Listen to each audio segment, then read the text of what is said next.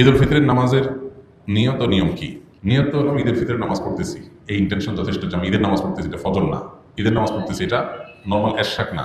ঈদের নামাজ পড়তেছি, এটা জোহর না। এই যে পার্থক্য আছে, এই নিয়ত আছে, এটুকুই যথেষ্ট আপনার। এটাই হলো নিয়ত। মূলত আলাদা মুখে নামাই তোলান ইত্যাদি ইত্যাদি এগুলো করার দরকার নেই। আর ঈদের নামাজের যে নিয়ম, সেটা হলো ঈদের নামাজ 2 রাকাত আদায় করতে হবে এবং 2 রাকাত নামাজের পরে খুতবা দিবেন খতিব সাহেব। জুমাতে বা অন্যান্য ক্ষেত্রে খুতবা আগে আমরা দিই, কিন্তু ঈদের নামাজের মধ্যে খুতবা হবে পরে। 2 রাকাত নামাজের নিয়মটা কি?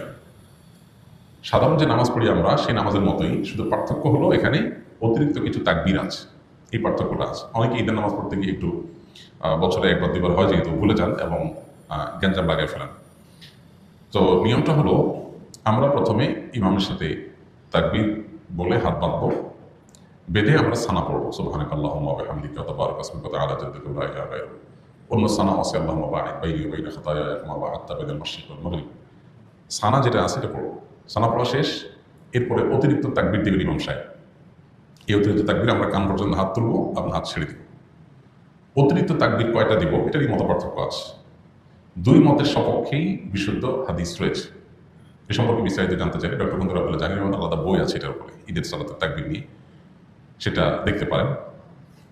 অর্থাৎ অতিরিক্ত তাকবীরের সংখ্যা 6 তাকবীর হানাফি মাযহাব অনুযায়ী, অন্যান্য মাযহাব অনুযায়ী 12 তাকবীর। এই দুইটাই বিশুদ্ধ। তো অতিরিক্ত যে তাকবীর সানা পড়ার পর ইমাম সাহেব দিবেন, আমরা সাথে সাথে বলবো আল্লাহু আকবার, আল্লাহু আকবার, আল্লাহু আকবার। 3টা তাকবীর হয়তো প্রথম দুটোতে হাত ছেড়ে দিবেন, তৃতীয় তাকবীরের পরে হাত বেঁধে ফেলবেন। এবার ইমাম সাহেব সূরা ফাতিহা পড়বেন, অন্য সূরা মিলাবেন, রুকু করবেন, সিজদা করবেন, আবার দ্বিতীয় রাকাত শুরু করবেন। দ্বিতীয় রাকাতের তাকবীরটা হবে শেষে। ইমাম সাহেব দাঁড়ায় সূরা পড়বেন, সূরা ফাতিহা পড়বেন, সূরা মিলাবেন, এরপরে আল্লাহু আকবার, আল্লাহু আকবার, আল্লাহু আকবার।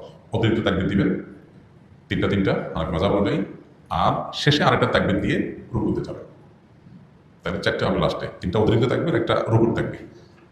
ব্যাস, এরপরে যথারীতি নামাজ, আতিহাতু, দোয়া, মাসুরা, দুরূদ পড়ে আমরা সালাম ফেরাবো। এ হলো নামাজ। তাহলে শুধুমাত্র অতিরিক্ত তাকবীরগুলো প্রথম রাকাতে সানা পড়ার পরে, সূরা ফাতিহার আগে, আর দ্বিতীয় রাকাতে অতিরিক্ত তাকবীরগুলো হবে রুকুতে যাওয়ার আগে, সূরা ফাতিহা সূরা মিলানোর পরে। তাকবীরগুলো মুখে বলবো, বলার সময় হাত উত্তোলন করে আবার হাত ছেড়ে দেবো, ব্যাস। এছাড়া আর কোনো পার্থক্য নেই। ঈদের নামাজের পরে ইমাম সাহেব খুতবা দিবেন, তখন মনোযোগের সাথে খুতবা শ্রবণ করতে হবে। অনেকে আছেন ঈদের নামাজ পড়ে খুতবা শোনা ছাড়া চলে যান, খুবই গর্হিত কাজ। খুতবা শুনতেই হবে। সো ঈদের নামাজের গুরুত্বপূর্ণ অংশ খুতবা শোনা। খুতবা শোনা ছাড়া যাওয়া জায়েজ নাই। অবশ্যই আপনাকে ঈদের নামাজ পড়ে খুতবা শুনে তারপরে যেতে হবে। ঈদের দিনের আমলগুলো কি কি? ঈদের দিনের সুন্নাহগুলো আমরা বলেছি। ঈদের দিনের সুন্নাহ কাজ যেগুলো আছে সেগুলো করবেন। ঈদের দিনে একটু আনন্দ খুশির প্রকাশ ঘটানো সুন্নাহ। গোমরা মুখে না থাকা উচিত, কোনো কারণে মন খারাপ হলে একটু খুশি মনে থাকা ভালো। উত্তম পোশাক পরা, ঈদগাহে যাওয়ার সময় গোসল করে ঈদগাহে যাওয়া, উত্তম পোশাক পরে যাওয়া, সুগন্ধি পরে যাওয়া, মেসওয়াক করে যাওয়া, ঈদের ভিতরে কিছু খেয়ে যাওয়া, মিষ্টান্ন ইত্যাদি, খেজুর টেজুর।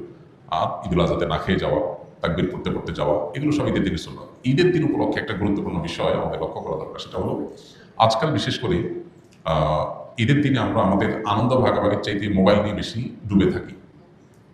ছেলে কি বুড়ো সবাই এক্ষেত্রে সমান, নারী কি পুরুষ কারো কোনো পার্থক্য নেই, সবাই মোবাইলে আমরা আসক্ত হয়ে গেছি এবং এমনভাবে হয়ে গেছি যে ঈদের আনন্দটাও আমাদের মোবাইলে কেড়ে নিয়ে যায়। এই দিনটাতে আমাদের উচিত আমাদের প্রতিবেশী, আত্মীয় স্বজন, অভাবী মানুষ কিংবা সাধারণ যে কোনো মানুষ, তাদের সাথে দেখা সাক্ষাৎ করা, খোঁজখবর নেওয়া, কুশল বিনিময় করা, ঈদের শুভেচ্ছা বিনিময় করা। ঈদের শুভেচ্ছা কীভাবে বিনিময় করবেন? তাকাব্বালাল্লাহু মিন্না ওয়া মিনকুম। আল্লাহ আমার এবং আপনার, আমাদের উভয়ের সব নেক আমলগুলো কবুল করে নিক, রমজান মাসে যেগুলো আমরা করেছি। এটা হলো ঈদের শুভেচ্ছা, তাকাব্বালাল্লাহু মিন্না ওয়া মিনকুম। পাশাপাশি ঈদ মুবারক আপনি বলতে পারেন, অসুবিধা নেই, কিন্তু সুন্নাত হলো তাকাব্বালাল্লাহু মিন্না ওয়া মিনকুম বলা। তো এইভাবে আমরা শুভেচ্ছা বিনিময় করবো। মোবাইলে ডুবে না থেকে সবার সাথে আমরা আনন্দ ভাগাভাগি করার চেষ্টা করব এবং গরিব অভাবী মানুষদের ঘরবাড়িতে যে বিশেষভাবে তাদেরকে ঈদের আনন্দটা দেওয়ার চেষ্টা করবো ইনশাআল্লাহ।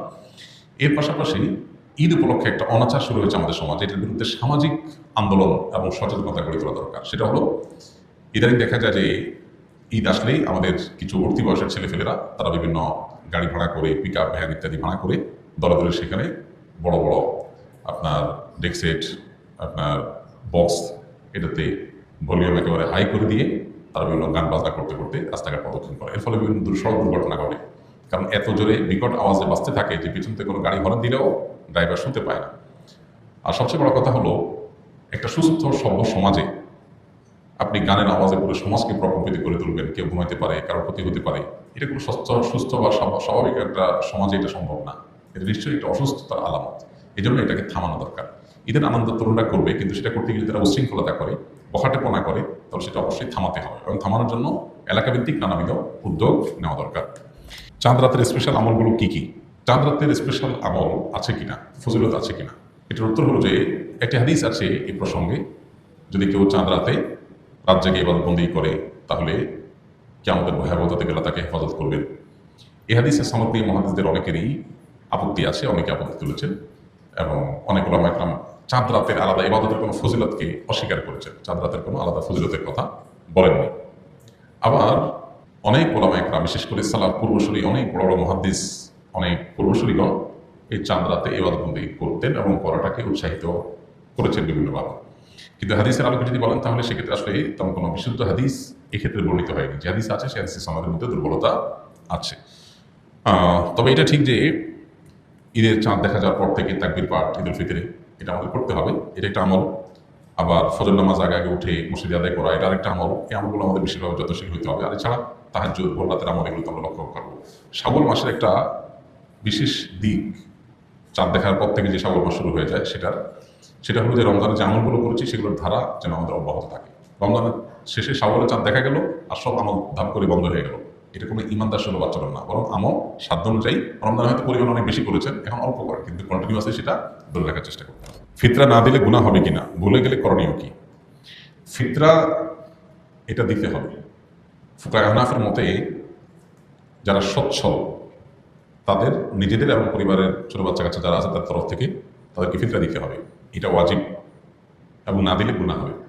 এই ফিতরা যদি কেউ দিতে ভুলে যান, দেন নাই, তাহলে ঈদের পরে এটার কাজার সিস্টেম নেই। তবে ঈদের পরে যদি কেউ দেয়, ঈদের দিন যদি ঈদের নামাজের পরে দেয় আদায় হয়ে যাবে। অনেকদিন পরে মনে হলো তখন এটা সাধারণ দান হিসাবে হয়তো পরিমাণ দান করে দিতে পারেন, আল্লাহর কাছে তওবা করবেন যেন ভবিষ্যতে এটা মিস না হয়।